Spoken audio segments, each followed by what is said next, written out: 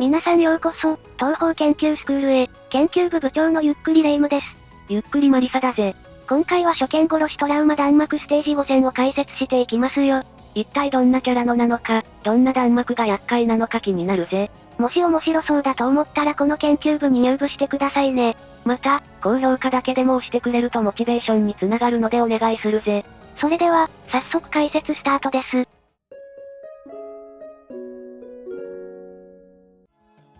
まず紹介する初見殺しの特攻隊長は、高魔教御面ボスのいざよい咲夜ですね。出ました。多分ここでマリサとレイム数万人殺されてる。咲夜は、悪魔の住む館と呼ばれる高魔館に住む唯一の人間にして、メイドたちのリーダーなんですよ。性格は勝者で完璧そうに見えますが、少しずれた思考を持っていて、マイペースな天然キャラで卒がないようで、どこか抜けているおかげで親しみやすいキャラですね。得意技はナイフ投げと種なし手品。そういえば、昨夜って手品も得意なのか。そう、また基本的には体術を最も得意とします。投げナイフの射程は20剣、約36メートルもあり、頭にリンゴを乗せた妖精の額に命中させることができるほどの腕前。リンゴじゃなくて額なんてお茶目なんですね、昨夜さん。また能力は時間を操る程度の能力。時間を操るとは、時間を止めて自分だけ移動したり、時間の流れを遅くして超高速で動いたり、時間の流れを早めて存在を変化させれます。さて、そんな昨夜は数々のプレイヤーをコンティニューを問わせました。まず最初の通常攻撃位置も厄介です。魔法陣4つから塊針弾、昨夜がナイフ弾を撃ってくるぜ。その後全方位ナイフ弾を射出。これで1周となります。まず昨夜に張り付き、弾が来たら徐々に下がるといった感じ。針弾は下に行くほど拡散するので、真ん中やや下あたりで避ける方がいいですが、まあこれが被弾してしまうのですよ。避けることに注意してるのに、昨夜が全方位ナイフ弾を射出してくるから厄介なんだよな。これはやや早いですが、見て避けられると思います。下にいれば、ナイフが散らばるから下で様子を見るといいぜ。そしてまず一つ目の初見殺しといえばこれ、苦現在クロックコープス。まず、針弾をばらまき、時間を止めてナイフを配置、時間が動き出し攻撃するというものです。ナイフは時期狙いなので左右どちらか一方向に移動すれば、ほぼ問題なく避けられるようになっていますが、まず知らなかったら何が起きたかわからず被弾するでしょう。そうなんだよな。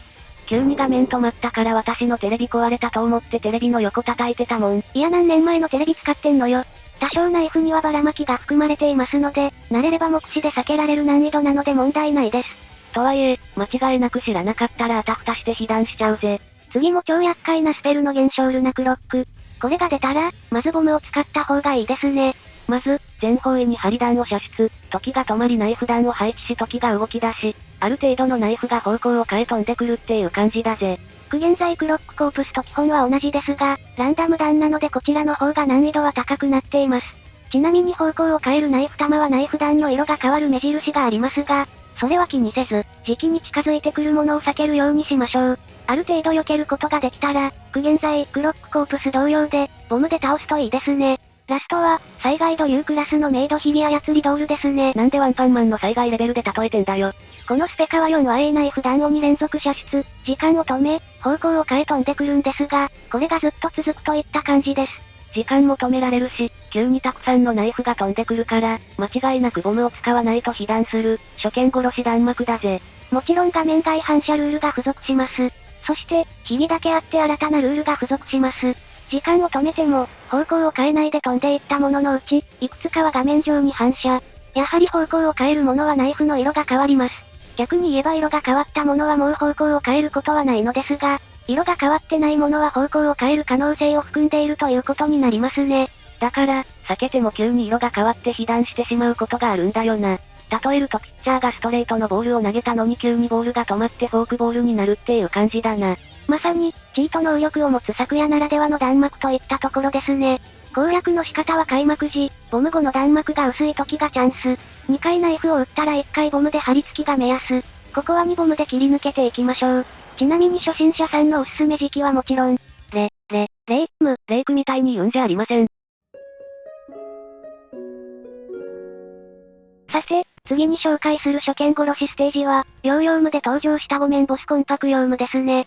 ヨームは、白翼楼の庭師兼西洋寺ゆゆ子の警護役を務めているぜ。半人半霊といって人間と幽霊のハーフであり、人間である彼女の本体に幽霊をまとっています。寿命は人間よりはるかに長く、平熱も常人よりも低く冷たいようです。レイムとマリサ以外で原作上で短かった髪を伸ばした数少ないキャラクターでもあるんですよ。男を知ったミョンちゃん。また人気投票ランキングでは、なんと2年連続1位という絶大な人気を誇っていますね。そんなヨウムの能力は剣術を扱う程度の能力。ヨウムの剣術は、老漢剣と白老剣による二刀流の剣術であり、その二振りを用いて様々な剣技を繰り出すことができます。そして、まずはじめの初剣殺し弾幕は、有機剣陽動書きの断食。ヨウムとの道中戦にて繰り出されるスペルカードだぞ。画面上段をヨウムが左右に移動しつつ、横一文字の斬撃を繰り出してきます。その剣線からはいくつもの放射状のくさび弾の一弾が発射され、プレイヤーに襲いかかってきます。弾の速度、量ともになかなかのものがあるため、避けるのはかなり厳しいですね。ただ、スロー演出が入るため、その間に弾幕を抜けることができるので、慣れればなんとかなりますよ。慣れればね。おそらく初見では、被弾は免れないですね。さて、本当の決闘では通常攻撃2が厄介。見ての通りそもそもこれ避けるところがありません。いやないわけではないけどね。弾は時期狙いですのでその場で動かないようにちょっと避けるようにしましょう。とはいえ、かなり厄介な弾幕になるから、ボム使っていくといいぜ。そして、初見殺しの中でも特に人海剣五入幻想が輝いてますね。これは間違いなく攻略を知らないと避けられません。中段が時期狙い弾のため、画面左端から右へちょんよけしていきます。ですので、画面左に寄っておいた方がいいんですが、多分中央でいると必ずボムを使う羽目になるでしょう。コツとして基本的に時期狙い中弾は水発射音だけ気にします。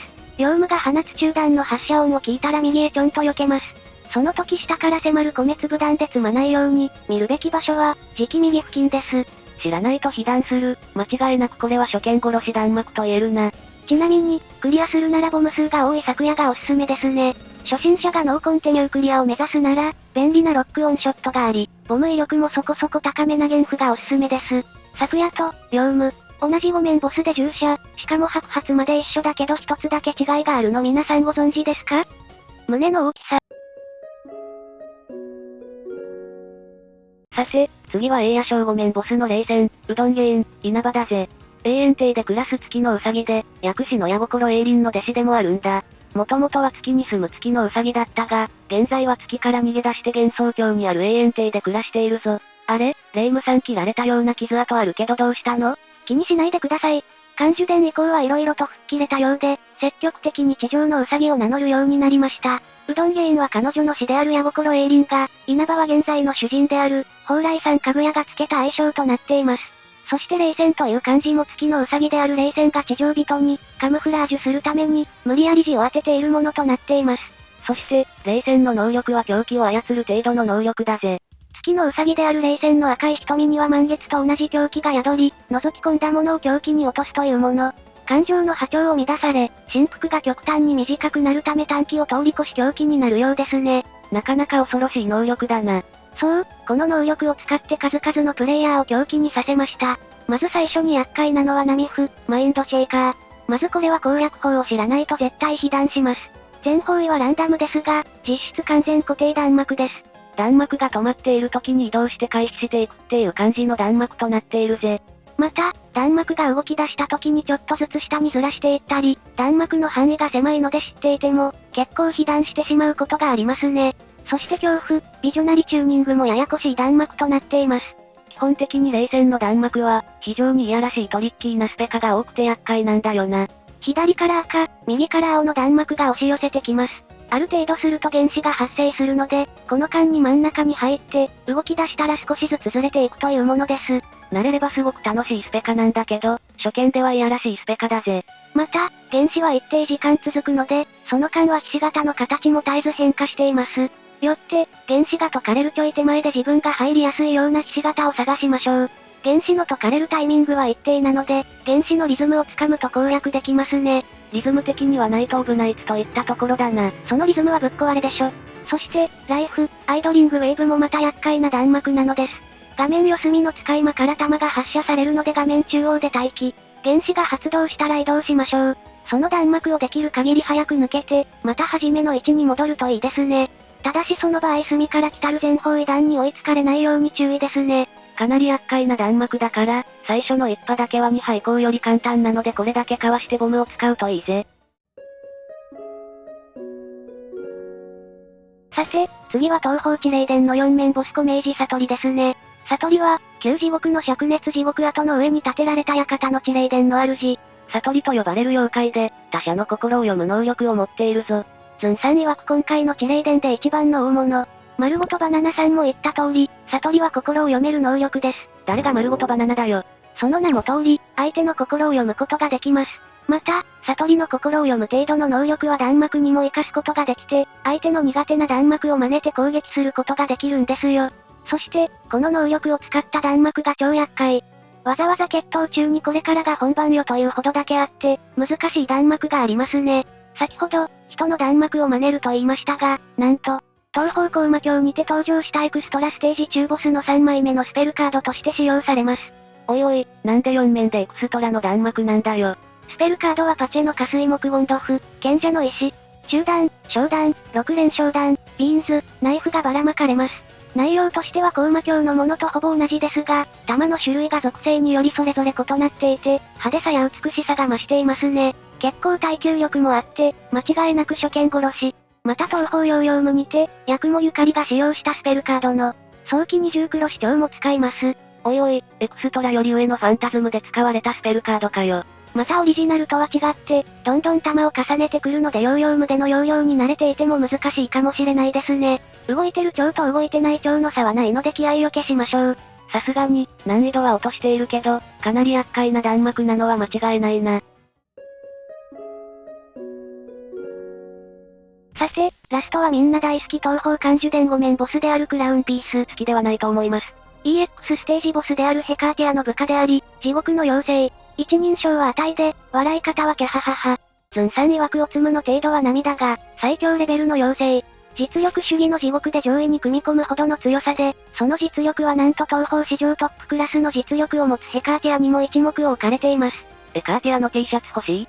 その上で異変時は純子の能力で覚醒し、鬼神を超える力を身につけました。クラピカの能力は、人を狂わす程度の能力。いやクラピカさんは鎖を操る程度の能力です。三月星では、この能力で里の人間同士を喧嘩させるといういたずらを行っていますね。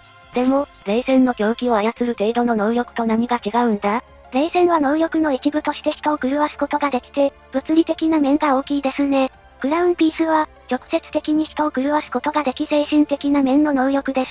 さて、数々の初見殺しに心を打ち砕かれて、ついには BGM の正常期のピエロが流れるだけで拒絶反応を起こすようになってしまった人も多いと思います。まずはじめに、クラピが V 字に打ち出した中弾からレーザーが撃ち落とされ、そのレーザーの隙間の中で、クラピが放つ星弾を避けるといったシンプルですが、まあこれが厄介。通常弾幕なのに、視認性悪い、弾速速い、隙間狭い、体力高いの4拍子揃った厳しい弾幕だぜ。そして、皆さんこれですよ。極不ヘルエクリプス。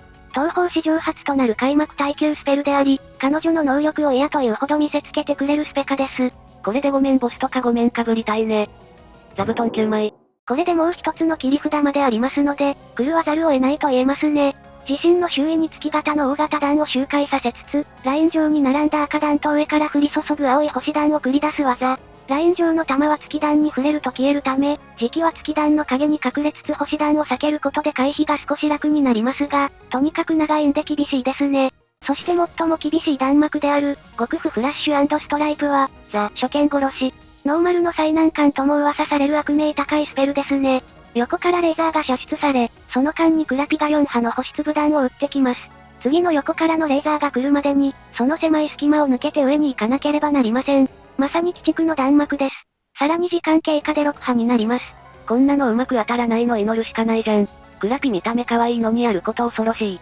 時間経過でレーザーは消えますが、すぐさま次のレーザーが来るため急いで上部に行かなければなりません。しかし、追加で巻かれる星玉がそれを許さない。そもそも私は諦めました。いや頑張れよ。さて今回はここまでにします。視聴者さんの思う、初見殺しがあれば教えてくれよな。それではここまでご視聴ありがとうございました。